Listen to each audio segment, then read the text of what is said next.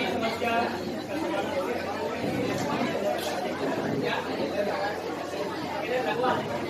दिखेगा कैसे?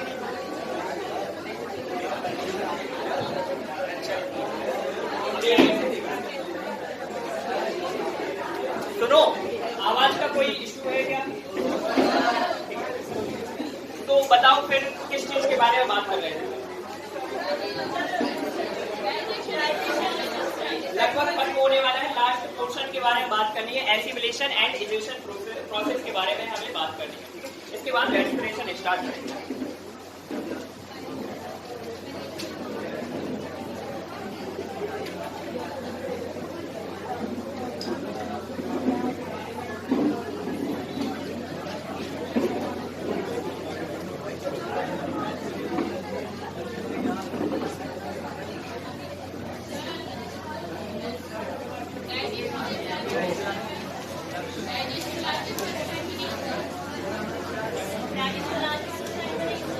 नहीं, लार्ज इंटेस्टाइन में कोई डाइजेशन नहीं होता है।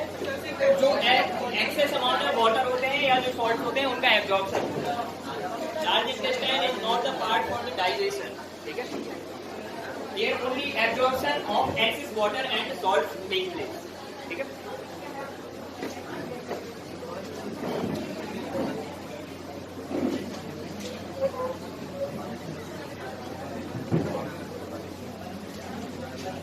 Tell me the name of organ where assimilation takes place. Assimilation कहाँ से होता है?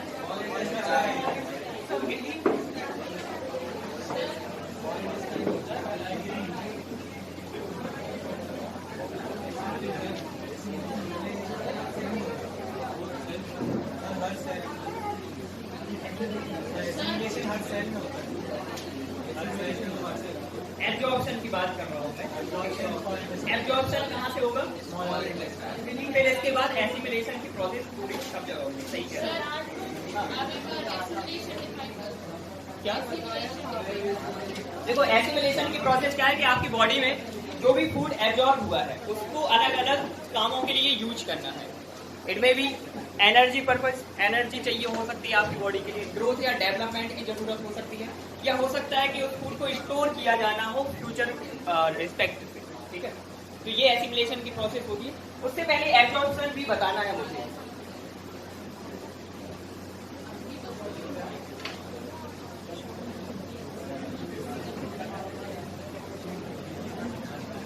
इसमें एक पॉइंट और ऐड कर लो, absorption.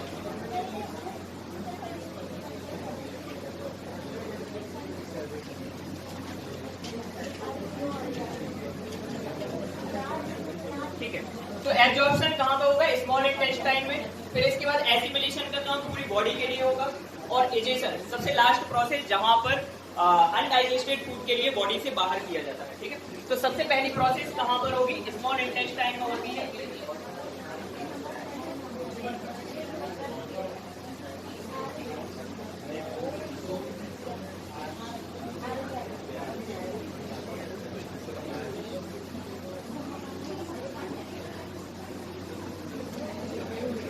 What are those special structures that are participating in the process of absorption? ये माइक्रोबेलाई क्या है, कहाँ होती है, कैसे? ओके, ये स्पेशल स्ट्रक्चर्स के थ्रू होता है जिन्हें कहा जाता है माइक्रोबेलाई।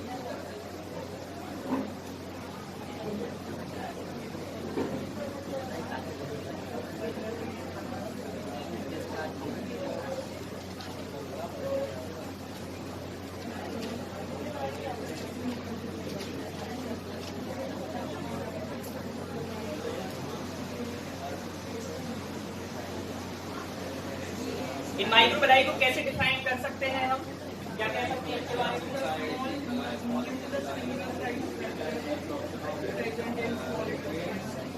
ठीक है, microvilli can be defined as the imaginations of small intestine, ठीक है? फिंगर लाइक प्रोजेक्शन के फॉर्म में भी आप इसको डिफाइन कर सकते हो। यस, क्या कोई डिफरेंस नहीं है। माइक्रो इसलिए कह रहे थे क्योंकि वो बहुत छोटी स्ट्रक्चर है, माइक्रोस्कोपिक स्ट्रक्चर होती है, इसलिए उसको माइक्रोबेलाई कहते हैं।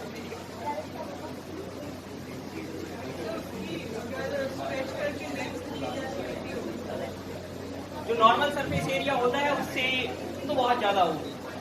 ठीक है, अब ऐसा कहीं पे एस्टिमेट नहीं आया है कि कितना हो सकता है, लेकिन ये नॉर्मल सरफेस एरिया को बहुत ज़्यादा बढ़ा देता है। मतलब आप नॉर्मली भी सोचो तो डबल ट्रिपल से ज़्यादा ही कर देगा, और भी ज़्यादा।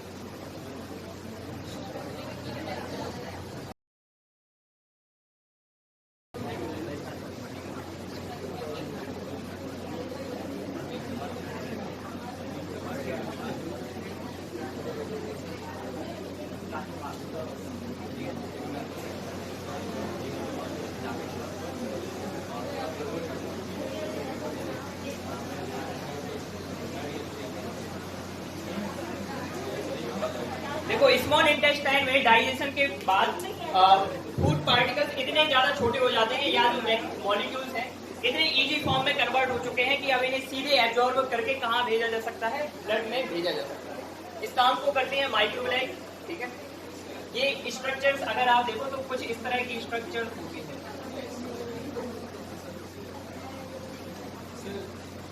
जैसे न्यूमरस स्ट्रक्चर्स प्रेजेंट है। ठीक है,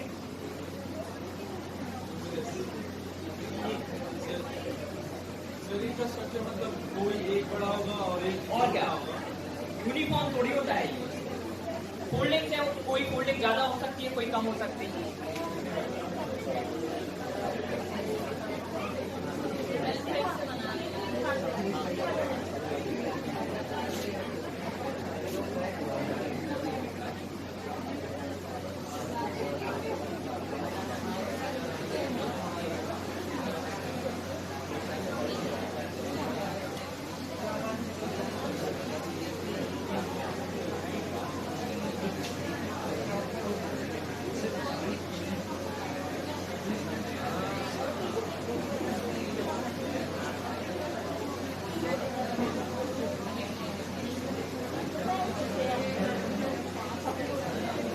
देखो, यहाँ पर ब्लड वेसल्स में सारी तरह के ब्लड वेसल्स शामिल है। कौन कौन सी हो सकती है?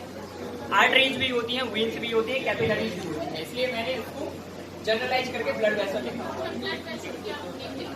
क्या ब्लड वेसल्स के नेम क्या होंगे? आर्टरीज होती हैं, वेन्स होती हैं, कैपिलरीज होती हैं।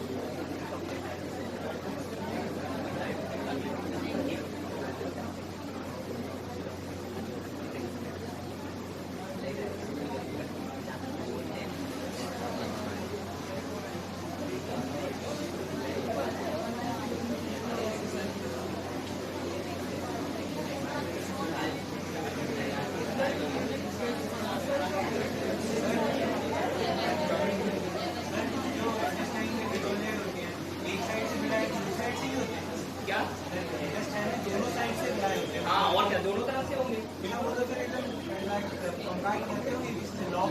नहीं, बीच में स्पेस भी तो है। अब अगर कॉम्पैक्ट होगा तो फूड मूव कैसे करेगा? ये भी तो है ना, वो ट्यूब है ना, उसके अंदर से मूव करके जा रहा है। अब उसके बीच में अगर स्पेस ही नहीं होगा तो फिर तो आगे की मूवमेंट ब्लॉक हो जाएगी।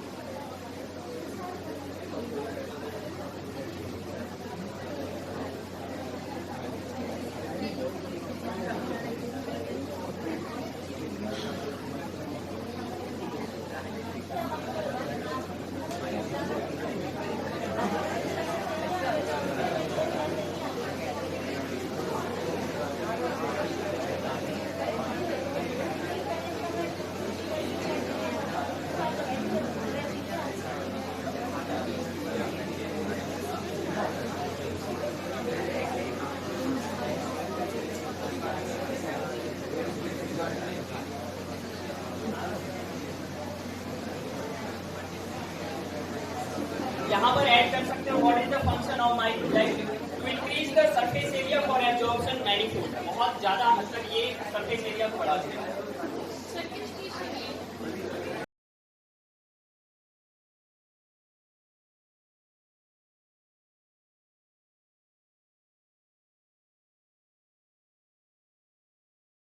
स्ट्रक्चर्स नहीं होती तो एरिया कितना होता है? जैसे कि मान लो अगर ये फ्लैट स्ट्रक्चर के फॉर्म में होता है, इतना एरिया अवेलेबल है ना अभी एब्जॉर्प्शन, लेकिन अभी इसी चीज को फोल्ड के फॉर्म में कन्वर्ट किया गया है। अब कोई मॉलिक्यूल यहाँ भी आके अटैच हो सकता है, यहाँ भी हो सकता है, यहाँ भी अटैच हो सकता है। मतलब एरिया आपने कितना बढ़ा दिया। आप इसको एक लॉन्ग स्ट्रेच के फॉर्म में कन्वर्ट करेंगे तो साइज बढ़ी या नहीं बढ़ी? ये बात समझ में आ रही है या नहीं आ रही?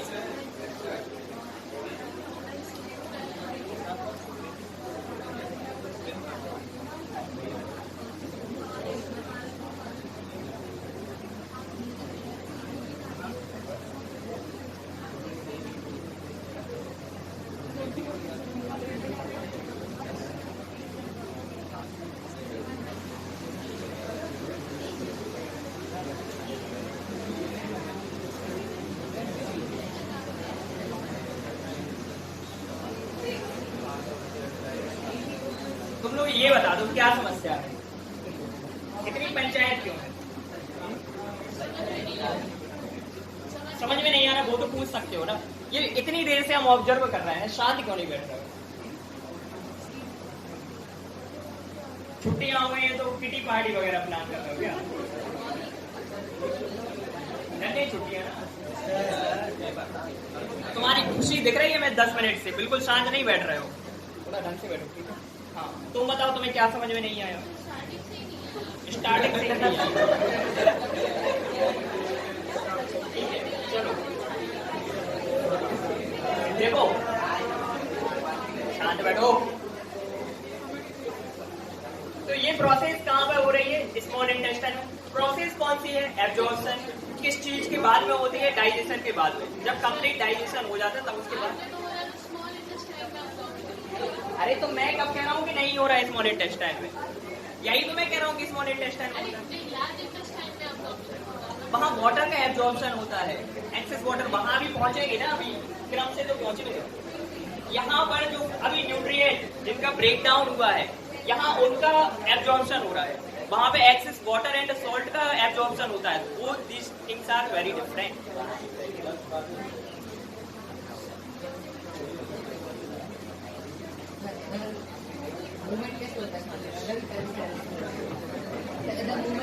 तो लिक्विड के फॉर्म में कन्वर्ट हो गया ना। ईसोफेगस में सेमी सॉलिड के फॉर्म में था, तो वहां पे पहले स्टार्टिंग मूवमेंट की जरूरत पड़ रही थी।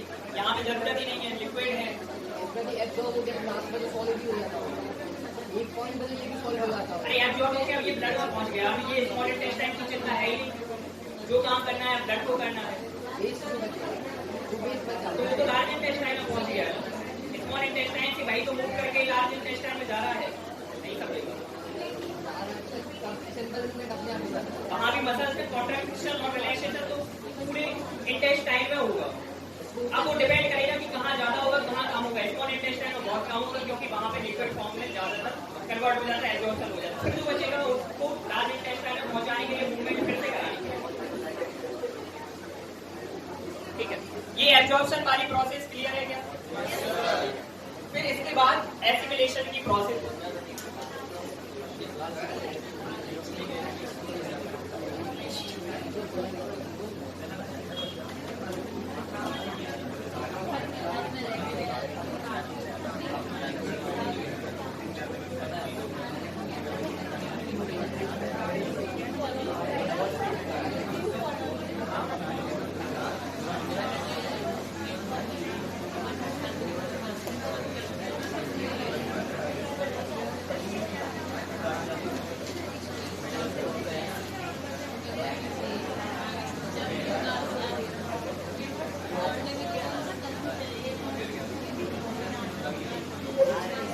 एब्जॉर्प्शन के बाद सबसे इंपॉर्टेंट प्रोसेस क्या है? एसिमिलेशन की प्रोसेस है। अगर ये प्रोसेस नहीं होगी तो आपकी बॉडी यूटिलाइज ही नहीं कर पाएगी इन चीजों को। ठीक है, एब्जॉर्ब किया है अभी सिर्फ इसने क्या किया है? अपनी बॉडी का क्या कह रहा है? टाइलिन एंजाइम होता है जिसे सलाइवरी एमाइलेज भी कहते हैं। कार्बोहाइड्रेट को ब्रेक करता है। कहाँ प्रेजेंट होता है? बकल कैविटी में। ठीक है, सलाइवा का एक पार्ट होता है, सलाइवरी ग्लैंड से आता है। ठीक है, चलो एसिमिलेशन की प्रोसेस में क्या होगा? जो ये न्यूट्रिएंट्स है अब ये बॉडी का पार्ट बनेगा, बॉडी की अलग अलग सेल्स का पार्ट बनेंगे, अलग अलग जगह ट्रेवल होके जाएंगे। ठीक है, इसकी मुख्य फंक्शंस क्या है? कौन कौन सी चीजें इसमें आ सकती है? 3 मेन चीजें यहाँ पर आती है।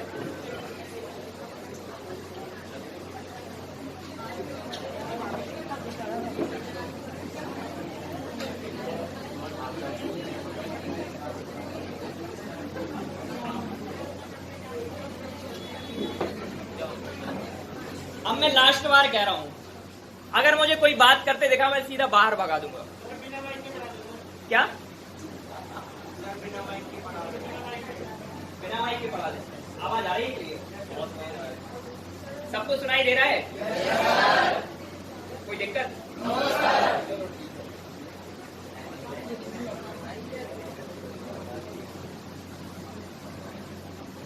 आवाज कम तो नहीं लग रही किसी को?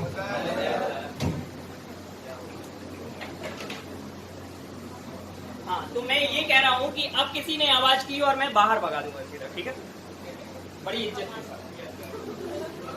तो यहाँ पर सबसे फर्स्ट फंक्शन क्या होगा? जो भी न्यूट्रिएंट्स यहाँ पे एब्जॉर्ब हुए हैं, इनको हम यूटिलाइज करेंगे किस काम के लिए? एनर्जी के लिए। बॉडी को सबसे पहले क्या चाहिए? प्राइमरी फंक्शन क्या है? सारे काम कहाँ से होंगे? एनर्जी के थ्रू होंगे, ठीक है? और ये एनर्जी कैसे आती है? कैसे आएगी एनर्जी? रेस्पिरेशन की प्रोसेस के थ्रू।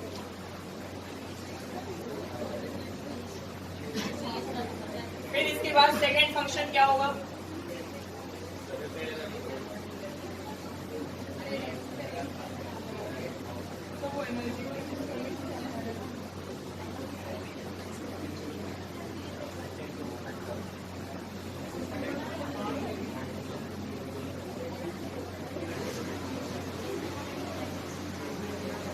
बॉडी को ग्रोथ भी करनी है, बॉडी को डेवलपमेंट भी करना है, माइटोटिक, मियोटिक, सेल डिवीजन जैसी प्रोसेस भी कंप्लीट करनी है। क्या क्या होता है ये पूछ रहे हो? रेस्पिरेशन एक प्रोसेस है जिसके थ्रू न्यूट्रिएंट्स ब्रेक होते हैं, जिनसे हमें एनर्जी मिलती है। अगला सेगमेंट वही है, तो इसके बारे में डिटेल में वहां पे बात करेंगे। इसके बाद तीसरा फंक्शन क्या हो सकता है? एसिमिलेशन किस काम के लिए हो सकता है?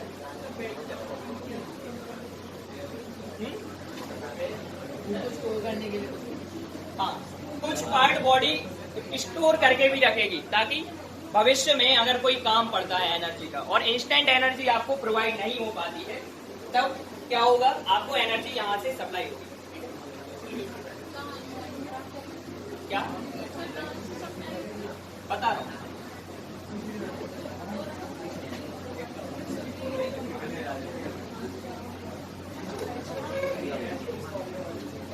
बता रहे हैं सब बता रहे हैं।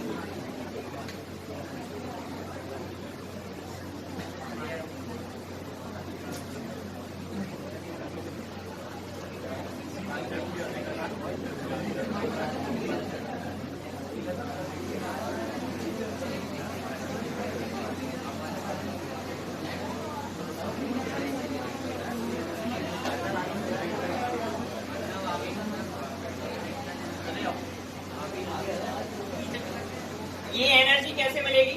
जो ग्लूकोज है, एक्सेस ग्लूकोज जो होता है, इसे कन्वर्ट किया जाता है ग्लाइकोजेनेसिस प्रोसेस के थ्रू। ग्लाइकोजन में एक कंपाउंड होता है जिसे क्या कहते हैं? ग्लाइकोजन। ये कैसे फॉर्म होता है? ग्लूकोज के यूनिट्स के मिलने से, ठीक है? तो ग्लूकोज अपने आप को कन्वर्ट करता है किस फॉर्म में? ग्लाइकोजन के फॉर्म में ये अपने आप को कन्वर्ट करता है। ये प्रोसेस कहाँ पर होती है? नहीं, यस, ये प्रोसेस कहाँ पर होती है? ये प्रोसेस होती है लिवर में, और इस प्रोसेस को क्या कहा जाता है? ग्लाइकोजेनेसिस।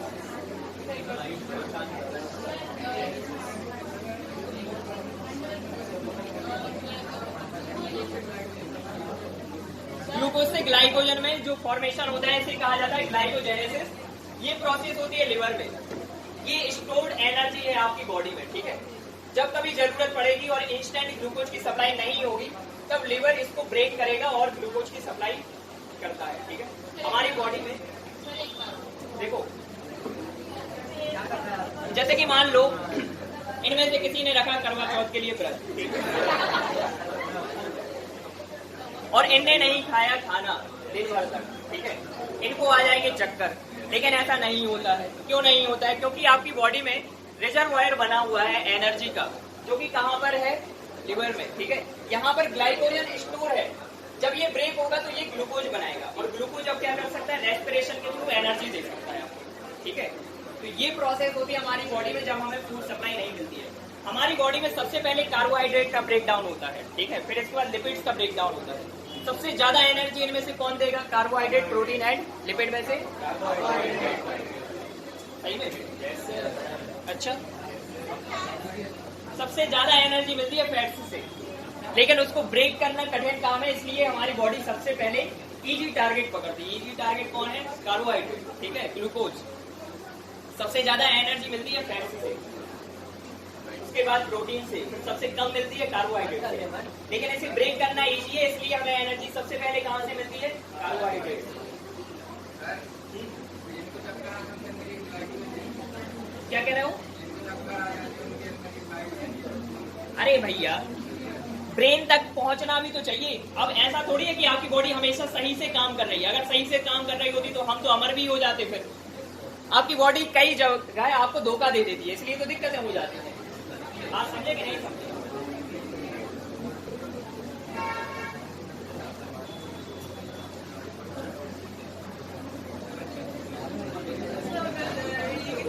ऐसे तो दिमाग भी सबके पास 1400 सीसी का होता है, एक जैसा क्यों नहीं चलता?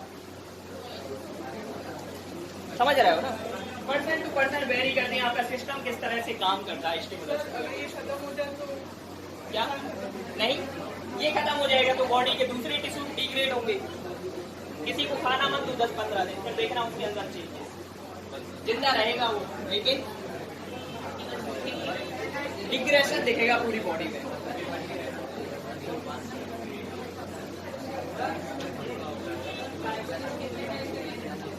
क्या डिपेंड करेगा ना कि कितना है। बात समझ रहे हो? जितना पेट्रोल डलाओगे उतनी गाड़ी चलेगी, जितना ग्लाइकोजन होगा आपकी बॉडी में उतनी एनर्जी देगा। ज्यादा अमाउंट में आपकी डाइट अच्छी है तो बॉडी ज्यादा ग्लाइकोजन बना के रखेगी, ठीक है, फिर इसके बाद उसको ज्यादा समय तक यूटिलाइज नहीं किया।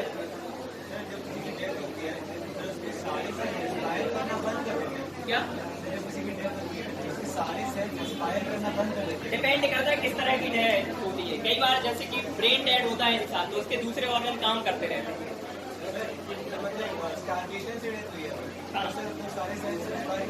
हाँ, लगभग हो सकता है कि कुछ रिमोट एरिया की सेल्स अभी भी एक्सपायर कर रहे हैं, जब उनके अंदर से मतलब उनके अंदर CO2 की एक्सेस बहुत हो जाएगी। अब CO2 ट्रेवल नहीं कर पाएगा बाहर की तरफ, क्योंकि सिस्टम ने साथ देना बंद कर दिया है। तो CO2 की टॉक्सिसिटी वहां पे बढ़ जाएगी, अल्टीमेटली चीजें सीज हो जाएंगी। क्या? हाँ, मतलब सेल्स में ही सेल से ग्लूकोज ट्रेवल करके लिवर में जाएगा, वहां प्रोसेस होती है। हमारी बॉडी में जनरली सेल्स में आपको ग्लाइकोजन नहीं मिलेगा, ठीक है, जनरली ग्लूकोज, क्योंकि हैवी फॉर्म है ना, वो एक स्पेशलाइज्ड ऑर्गन का काम है, वो वहीं पे। देखो, ये प्रोसेस जब रिवर्स होती है, ग्लाइकोजन से ग्लूकोज बनता है, तब हमारे लिए एनर्जी की डिमांड यहाँ से पूरी होती है। समझ गए बात? ये है एसिमिलेशन की प्रोसेस, फिर इसके बाद इजेशन की प्रोसेस लेफ्ट है बस।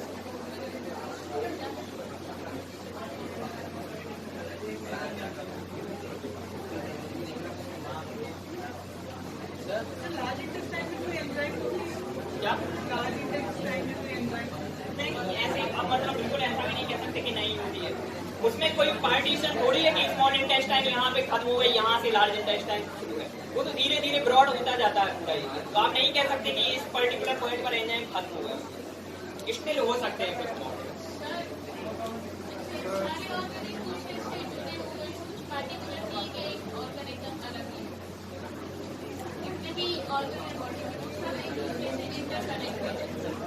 जनरली वो ब्लड वेसल्स के थ्रू जुड़े हुए हैं। हमारी बॉडी में एक कैविटी है जिसको कहा जाता है सीलोम।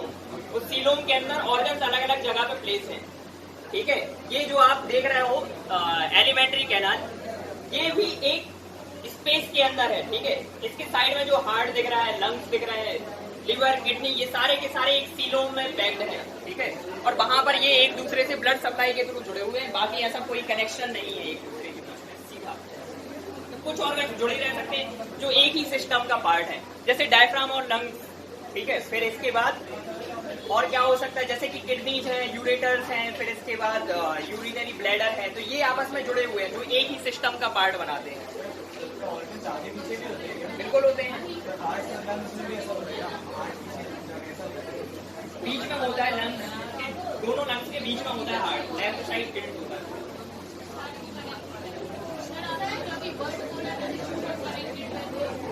सीलोम नहीं, मैं ब्लड सप्लाई की बात कर रहा था। वहाँ पे कुछ जो एक ही सिस्टम का पार्ट है वो आपस में जुड़े भी हो सकते हैं, ट्यूब्स वगैरह के, ठीक है। और एक कैविटी जिसके अंदर सारे ऑर्गन्स हो उसे सीलोम कहा जाता है।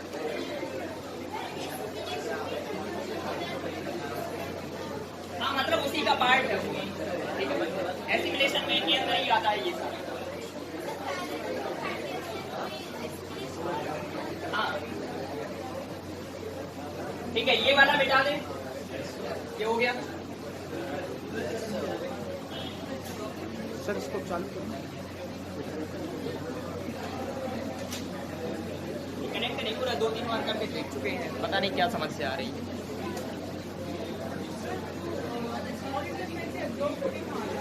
क्या इसको व्हाट्सएप ब्लड तो चलेगा, ब्लड पूरी बॉडी में पहुंचा देगा। व्हाट्सएप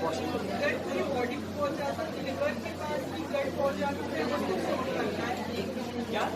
हाँ ये चीज वापस होती रहती है। ब्लड बहुत सारे ऑर्गन्स को सप्लाई करेगा, फिर से वापस आएगा ब्लड के पास। यानी कि ये ऐसा नहीं है कि एक बार ब्लड में पहुंच गया तो वापस नहीं आएगा। जिस ऑर्गन का जो काम है वो वहां तक पहुंचाएगा।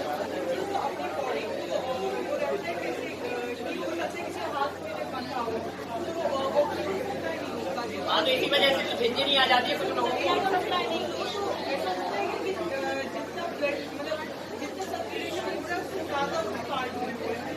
मतलब कैसा?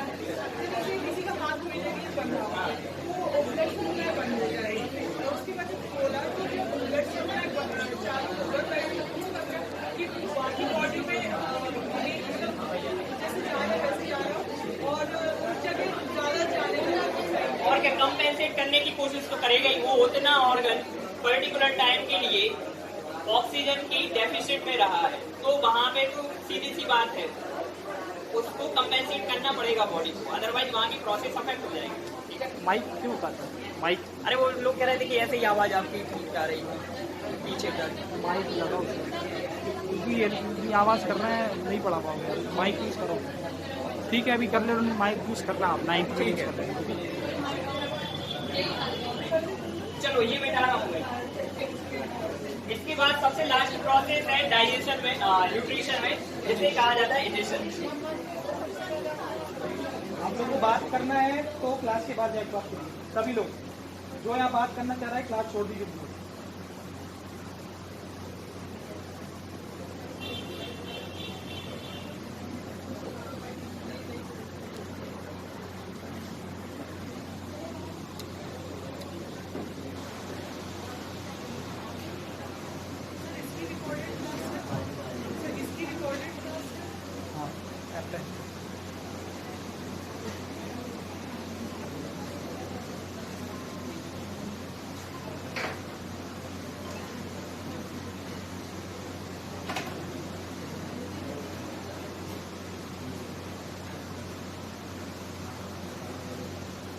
इजेशन की प्रोसेस में क्या होगा, अनडाइजेस्टेड जो फूड है वो कहाँ जाएगा, वो कहाँ है या लार्ज इंटेस्टाइन में है।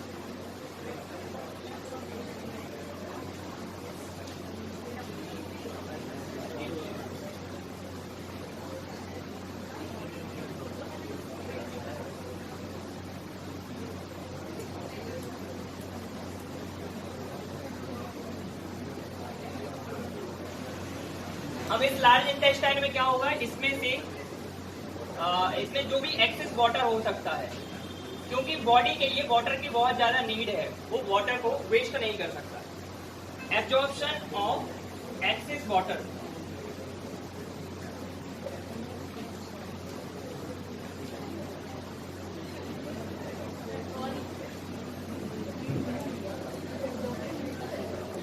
सर यहाँ वाटर के साथ सोल्ट भी एब्जॉर्ब होगा? Yes.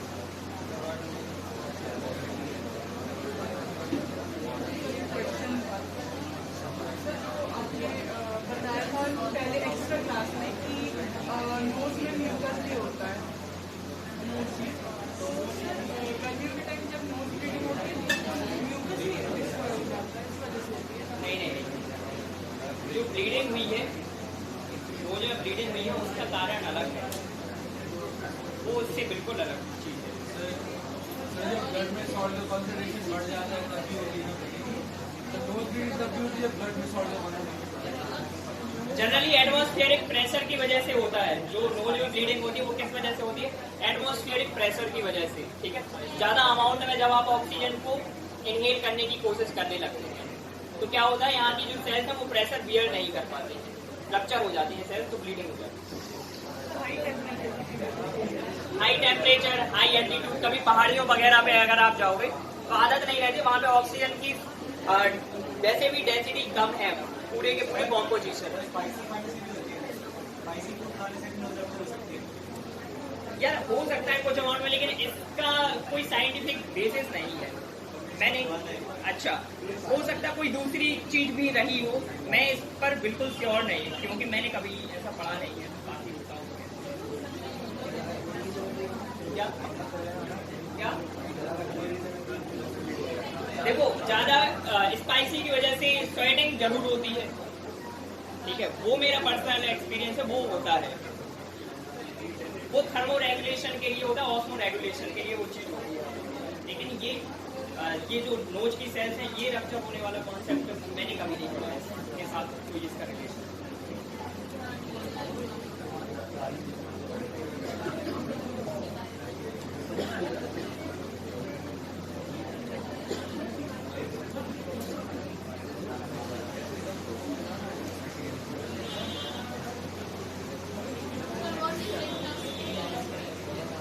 Rectum small large intestine का एक पार्ट है जहां पर रिमेनिंग सॉलिड कुछ समय के लिए या जैसे हम टेम्पररीली कह सकते हैं वहां पे जाके स्टोर होता है, ठीक है। फिर इसके बाद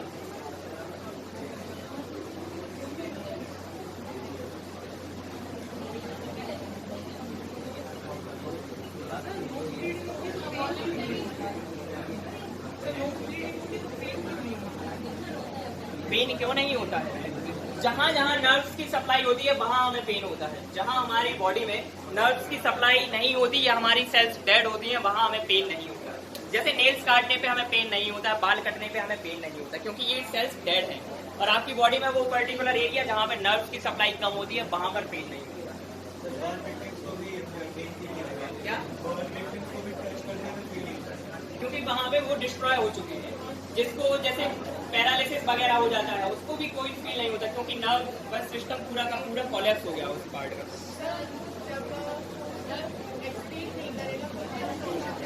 क्या? वो एक ऐसी प्रोसेस मतलब कह सकते हैं, ऐसी कंडीशन है जहाँ पे फूड का ब्रेकडाउन बहुत जल्दी हो रहा है, यानी कि सारा का सारा यूटिलाइज हो रहा है, ठीक है। क्या हो सकता है कि बॉडी में किसी पैथोजन का अटैक बहुत ज्यादा है कि वो उसको यूटिलाइज कर रहा है, पैरासाइट वाली कंडीशन।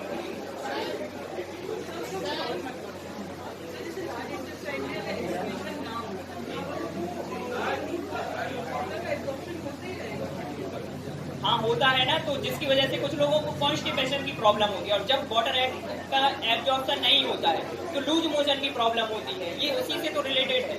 वाटर एब्जॉर्प्शन ज्यादा होगा तो कॉन्स्टिपेशन होता है, वाटर एब्जॉर्प्शन कम होगा तो लूज मोशन होता है। इसीलिए कहते हैं कि डिहाइड्रेशन हो गया है, क्योंकि बॉडी का जितना वाटर था वो चला गया तो नहीं जाना। यहाँ पे आपका लार्ज इंटेस्टाइन फेल हो गया, ठीक।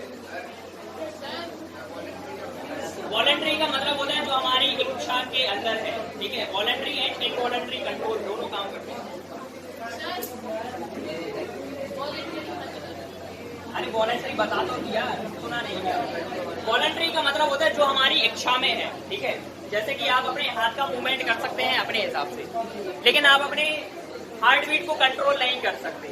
करके बताओ, सोचो कि आप दिल ना करके बताओ, हो सकता है क्या? है ना, आप चाहो कि आपकी हार्ट बीट रुक जाए कुछ समय के लिए, तो क्या ऐसा कर सकते हो? ये कहलाता है इनवॉलंटरी। जो हमारी इच्छा में है that is called as voluntary.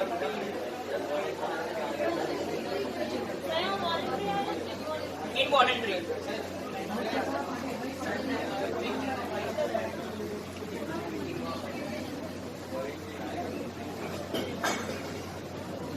इसका पहले हमें उदाहरण समझाओ। आप रोक सकते हो ना, लेकिन एक समय बाद नहीं हो सकती। प्राइमरीली वॉलंटरी, फिर इसके बाद इनवॉलंटरी। एक समय तक रोक लोगे कंट्रोल में हमारे, तो जो चीजें हम कंट्रोल कर पाते हैं थोड़े भी एक्सटेंड तक, तो उसको जनरली हम वॉलंटरी।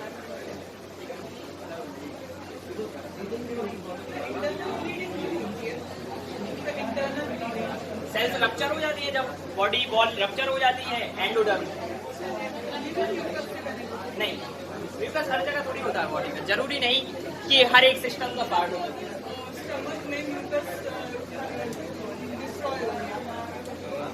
तो बिल्कुल होगा, HCl है क्योंकि वहां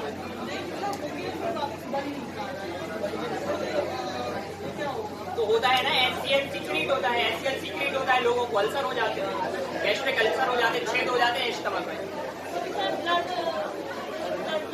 और वहां से ब्लड आता है, इसलिए वहां पे बहुत ज्यादा इन्फ्लेमेशन हो जाता है, जलन होती है, बहुत ज्यादा पेनफुल कंडीशन है गैस्ट्रिक अल्सर।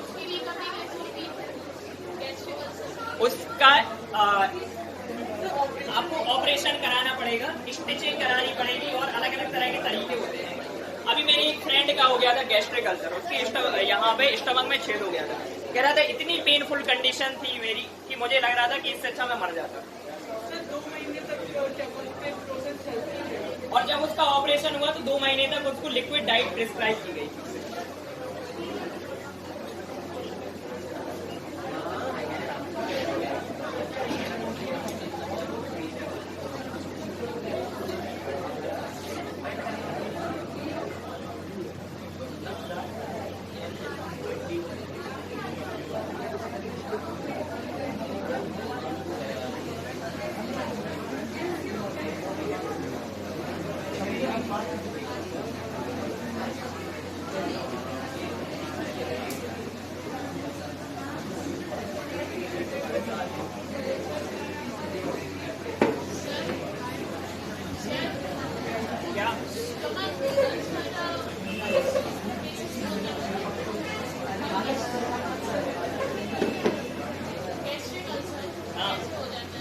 कैसे हो जाता है, ये जो अभी कह रहा था ना स्पाइसी फूड, ये एक उसका कारण है। जब ज्यादा आप तीखा खाना खाते हैं तो उससे क्या होता है, म्यूकस डिस्ट्रॉय होने लगता है, ठीक है, क्योंकि उसमें क्या है, उसमें अलग अलग तरह के एल्केलॉइड, चिली जो होती है उसमें होते हैं अलग अलग तरह के एल्केलॉइड, जो म्यूकस से इंटरेक्ट करके उसकी लेयर को खत्म कर देंगे, डिग्रेड कर देंगे।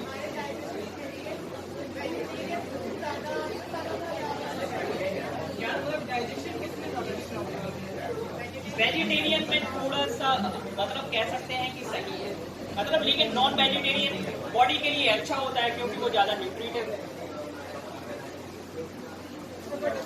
स्मॉल इंटेस्ट, हाँ, जो वेजिटेरियन डाइट होती है अगर उसमें सेल्यूलोज कंटेंट ज्यादा है तो उसकी डाइजेशन की प्रोसेस भी टफ होती है, उसके इसमें स्मॉल इंटेस्टाइन भी लार्ज होता है, जैसे कि आप लोगों ने मतलब लंबा होता है उसका जो स्ट्रेचेस होते हैं वो लंबा, जैसे कि जो कैटल्स होते हैं उनके स्टमक में एक एक्स्ट्रा पार्ट होता है जिसे कहा जाता है ल्यूमेन, ठीक है, वो प्रेजेंट होता है क्योंकि उनको सेल्यूलोज का डाइजेशन करना है। देखा होगा आप लोगों ने कभी जानवर के लिए, वो मतलब जैसे कि उन्होंने कुछ भी खाया, वो 2 घंटे बाद बैठे और फिर वो चुगाली करने वाले जानवर कहलाते हैं। वो क्या करते हैं, उनका जो फूड है जाके स्टमक के एक पाउच में इकट्ठा हो जाएगा और फिर जब वो खाली बैठेंगे रिगर्जिटेट करते हैं, वो वापस लेके आते हैं, ठीक है।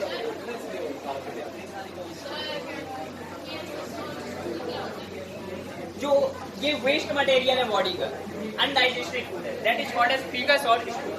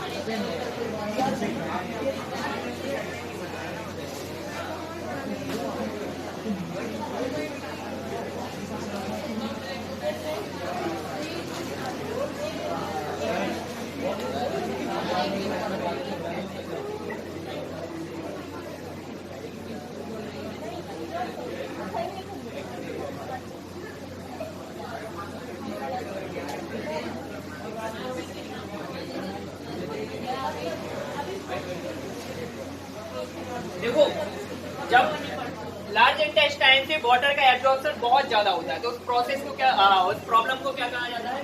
कॉन्स्टिपेशन। इस कंडीशन में फाइब्रस डाइट प्रिस्क्राइब की जाती है, ठीक है, क्योंकि फाइब्रस डाइट से क्या होगा, ये प्रोसेस स्मूथ हो जाती है, ठीक है? और लेस एब्जॉर्प्शन यानी कि लूज मोशन, जिसे डिहाइड्रेशन भी कहा जाता है। इस कंडीशन में क्या होगा, इस कंडीशन में कहा जाएगा कि ज्यादा से ज्यादा वाटर सप्लाई हो, क्योंकि जो आप ले रहे हैं वो ज्यादा जाएगा।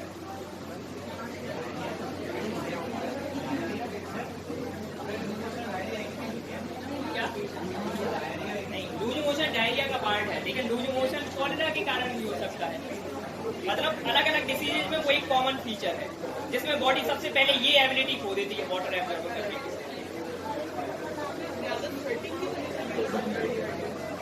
इतनी स्वेटिंग नहीं होती है बॉडी में, जनरली नहीं होती है स्वेटिंग। अगर आपको एक्सेसिव स्वेटिंग हो रही है तो फिर हो सकता है कि कोई प्रॉब्लम हो। अदरवाइज जब टेम्परेचर ज्यादा होगा, जब ऐसी कंडीशंस होती है तभी स्वेटिंग ज्यादा होती है। वॉमिटिंग क्यों होती है? वॉमिटिंग होती है जब आपका फूड अनडाइजेस्टेड रह जाता है, कहाँ पर? स्टमक में ही अनडाइजेस्टेड रह जाता है और वो आगे मूव भी नहीं कर रहा है।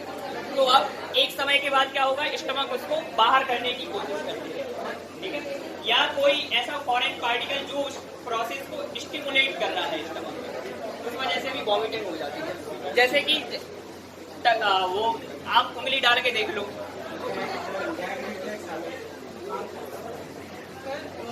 इस प्रोसेस को क्या कहा जाता है? टिकलिंग कहलाती है ये प्रोसेस। कई बार पेशेंट्स को कराई जाती है ये चीज।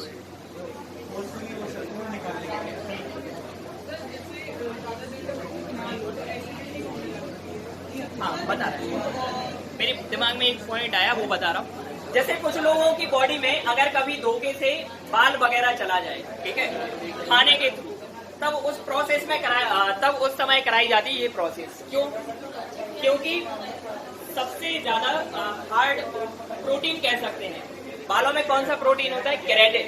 हमारी बॉडी का एक भी एंजाइम उसको ब्रेक नहीं कर सकता। अगर वो स्टमक में गया है तो वो स्टमक में पड़ा रहेगा अनंत काल तक। HCl उसको डिग्रेड नहीं कर पाएगा। इस वजह से कई बार ऐसी चीजें कराई जाती है। कुछ लोगों को धोखे से अगर चला जाए तो फिर वो बाहर इसी प्रोसेस, हाँ, वो हैवी प्रोटीन है, स्टोर रहेगा, प्रॉब्लम क्रिएट करता ही रहेगा जब तक। क्या किस्मत अच्छी रहेगी। तो कुछ लोगों को ये कंडीशन होती है और इस चीज के लिए भी प्रोसेस कराई जाती है कि भैया बाल है इनकी बॉडी में, एंडोस्कोपी से डिटेक्ट हुआ है, बाहर निकालो। क्या बिल्कुल होता है, मतलब डाइल्यूट हो जाता है क्योंकि बहुत सारा वाटर कंटेंट भी होता है, रिलीज होता रहता है बॉडी के अंदर।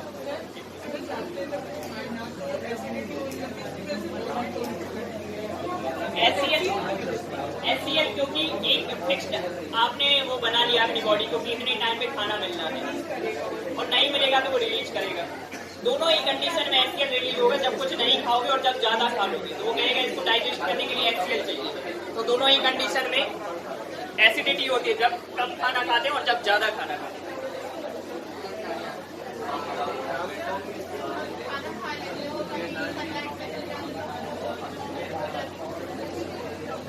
उसका कोई स्पेसिफिक रीजन नहीं है कि मतलब सनलाइट में चलेगा तो कुछ लोगों को सनलाइट के कारण क्या होता है, डिजीनेस की प्रॉब्लम होती है, ठीक है, और वॉमिटिंग डिजीनेस से भी रिलेटेड है। आप तो कुछ भी ना खाओ, मतलब बहुत लंबे समय हो सकता है कि प्रोसेस बहुत सिंपल चले। ये चीज मेरे साथ में है। जैसे कि मैं अगर बस में बैठ गया, ठीक है, मैं बस का ट्रैवल कभी नहीं करता, मैं ना चार्टर्ड में कुछ, मैं किसी तरह की बस में नहीं करता। तो अगर इस तरह की कंडीशन है तो नोजिया वाली कंडीशन होती है, ठीक है, हेड शेक होने लगता है और आपकी प्रोसेस बिल्कुल सही चल रही है डाइजेशन की, तब भी आपको वॉमिट है। वो तो स्टिमुलस से रिफ्लेक्स से बाहर, मोशन सिकनेस, हाँ, मोशन सिकनेस नहीं। मुझे अच्छा लगता है तो लोग ऐसे क्वेश्चन पूछते हो तो, अदरवाइज मरी हुई सी क्लास किसी काम की नहीं है। बिल्कुल हो जाएगा, क्यों नहीं हो पाएगा। टॉपिक खत्म करने पे आएंगे तो टॉपिक भी कर देंगे।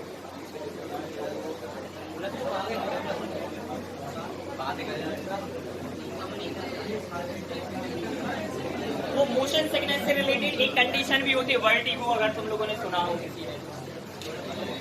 वो मैं अभी 4-5 महीने बीमार हुआ था, तो कुछ समय 4-5 महीने पहले बीमार हुआ था, तो वो कंडीशन 2-3 दिन के लिए मेरे साथ हुई। वर्टिगो की कंडीशन बड़ी खतरनाक होती है, मुझे ये समझ में आया। मैं जैसे नींद में हूँ, जैसे अपन कई बार ऐसे सिर घुमाते हैं, ठीक है, या अपन ने नींद में तकिया ऊपर करने के लिए कुछ भी सिर मूव किया, आपका अपने हेड पे कंट्रोल नहीं रह जाता, थोड़ा भी सिर उठाओगे ऐसे गिर जाएगा, हेड पे कोई कंट्रोल नहीं रहता। ये कंडीशन कहलाती है वर्टिगो। ये मतलब माइल्ड से लेकर सीवियर तक हो जाती है।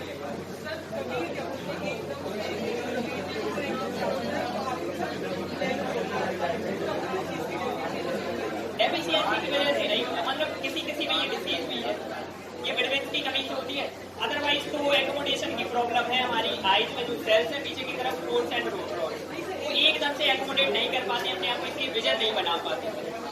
थोड़े समय बाद वो सही से दिखने लगता है। और लेकिन कई बार ये ऐसा होता है कि लोगों को हर बार ये कंडीशन होती है, तो विटामिन डेफिशिएंसी होती है, फिर उसको चेक कराना पड़ता है। अगर वो कभी कभी रैंडम होता है तो वो नॉर्मल प्रोसेस है।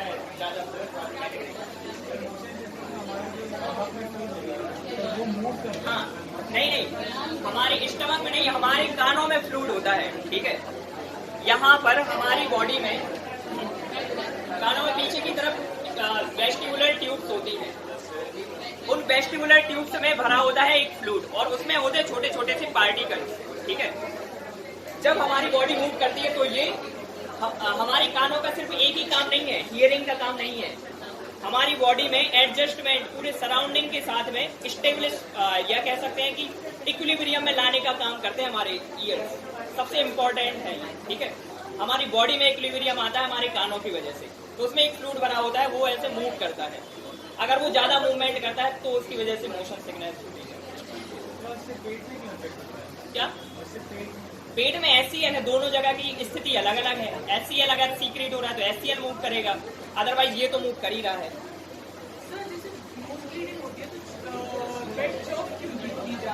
क्या गीली चौक पता नहीं, मैंने कभी नहीं किया। अब ऐसे तो लोग फिर पूजा भी सुना देते हैं, उसका कोई लॉजिक थोड़ी है। लोग तो करने के लिए कुछ भी करते थे।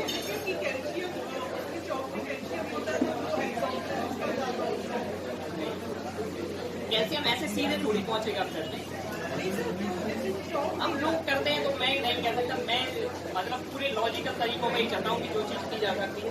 बाकी लोग तो बहुत तरह के तरीके हमारे यहाँ पे यूज करते हैं, मैं उन चीज़ों को नहीं जानता। इस बारे में मैं देखूंगा कि ये क्या चीज़ है, क्या भला है।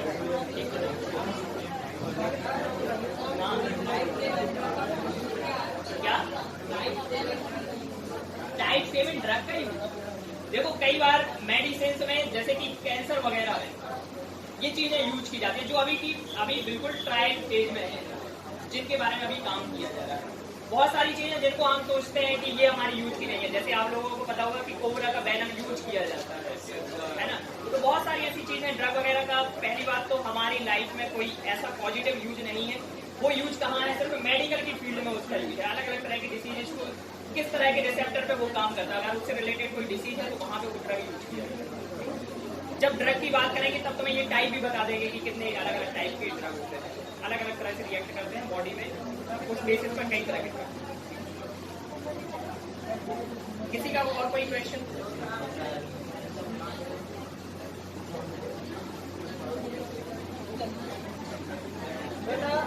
यदि आप लोग को बायो क्लास अच्छी नहीं लगती तो अटेंड नहीं करना क्लास, मंडे को तो नेक्स्ट टाइम पर जब भी क्लास हो अटेंड ना करें आप। लेकिन इधर बैठ के बातें नहीं करना है। आप 3-4 लोग तुम कंटिन्यू बात करो, हम लोग भी बात करो, हम नीचे देख रहे हैं कैमरे में। अगर अच्छी नहीं लग रही है क्लास, जरूरत नहीं है पढ़ने की। लेकिन यदि आप लोग सोचते यहाँ बैठ के हम बर्दाश्त करेंगे या डोगी जैसे भौंकते रहेंगे और आप लोग सुनते रहेंगे तो हम करने नहीं देंगे। बात सीधी सी है, अगर तुम्हें समझ में आता है तो तुम्हें लगता है कि काम का है तो बैठो, लेकिन ढंग से बैठो। अगर नहीं तो यहाँ बच्चे नहीं भी बैठे होंगे ना, मैं आऊंगा, मैं चला जाऊंगा, मुझे कोई दिक्कत 4 बच्चे भी हों फिर भी बायो क्लास लगेगी। आप लोग को एहसानदारी नहीं कर रहे हम पर, न सर पर, न करवा क्लासेस पर। आपको पढ़ना, आपके मम्मी पापा इसलिए भेज रहे हैं, भविष्य आपका बनना, हमारा नहीं बन रहा है। लगी नहीं रहा है, क्लास लगी हुई है, तब आप लोग समझ में नहीं आ रही है। अगर सर क्लास में भी ऐसी बातें करते हो आप लोग तब अगली बार से जब भी क्लास होगी अटेंड करना हो करो। मजबूरी बाध्यता नहीं है, बिल्कुल नहीं आना, कोई जरूरत नहीं है जिसको बातें करना आना हो। ये हमारी एडवाइस है, ये चेतावनी। और अब जो भी बात करेगा उसके 3 दिन के लिए बाहर निकालेंगे। सर की क्लास भी अटेंड नहीं करने देंगे। बात देश में करोगे सर की क्लास अटेंड नहीं करने देंगे। हमारी भी ये कर सकते हैं। अब फिर भी समझ में नहीं आ रहा तो अगर मम्मी पापा को बताओ तो रिकॉर्डिंग भेज देंगे वीडियो वाली, वो भी कर सकते हैं। सबके मम्मी पापा को मोबाइल पे भेज देंगे, देखो आपका बच्चा पढ़ रहा है बायो। मम्मी पापा यही कह के भेजते हो बेटा वहां जाओ, मस्ती करो, बातें करो, गली मोहल्ले की, नाइट की, डे की, ड्रीम की बात करो। यही बात करने भेजते होंगे घर। लगी नहीं रही क्लास, नीचे पेरेंट्स देख रहे हैं, हम लोग क्या बताएंगे। एडमिशन के लिए सर एक क्लास में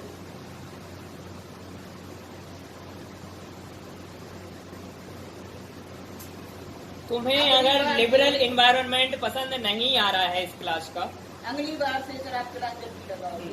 थोड़ा भी बच्चे इधर उधर बात कर सीधा बाहर निकल देंगे। बाहर निकालोगे, अगर आप बाहर निकालोगे तो क्लासेस से हम अगर जो पढ़ाते हैं उससे भी हम आउट कर देंगे। हाँ, मैं क्या कह रहा था, मैं वही बात कह रहा हूँ कि तुम्हें अगर लगता है कि मैं बहुत अच्छा इंसान हूँ, ठीक है, तो वो मैं तब तक हूँ जब तक मैं वैसे बिहेव कर रहा हूँ, ठीक है। अगर तुम्हें ये लिबरल एनवायरनमेंट पसंद नहीं आता है तो तुम एक क्लास में मेरी डिक्टेटरशिप भी देख लेना। इस बात को ध्यान रखना अगली बार। वो इज्जत देके होता सामने वाला पढ़ा रहा है, ये मम्मी पापा संस्कार दे के भेज रहे हैं। इनको ये पता नहीं, इनकी एक्टिविटी से, इनके नजरिए से, इनकी बातचीत से नहीं, मम्मी पापा का पता चलता है कैसा परिवार का माहौल है। कपड़े अच्छे पहनने से, हेयर स्टाइल बदलने से आपका कैरेक्टर नहीं बदलता, आपका व्यवहार नहीं बदलता, आप अच्छे इंसान नहीं माने जाते। महंगा वाला परफ्यूम खरीदते, उससे कुछ नहीं होता। बनने के लिए संघर्ष करना पड़ता है इंसान को। क्या जो समझ में नहीं आ रहा उसको भी समझना पड़ता है।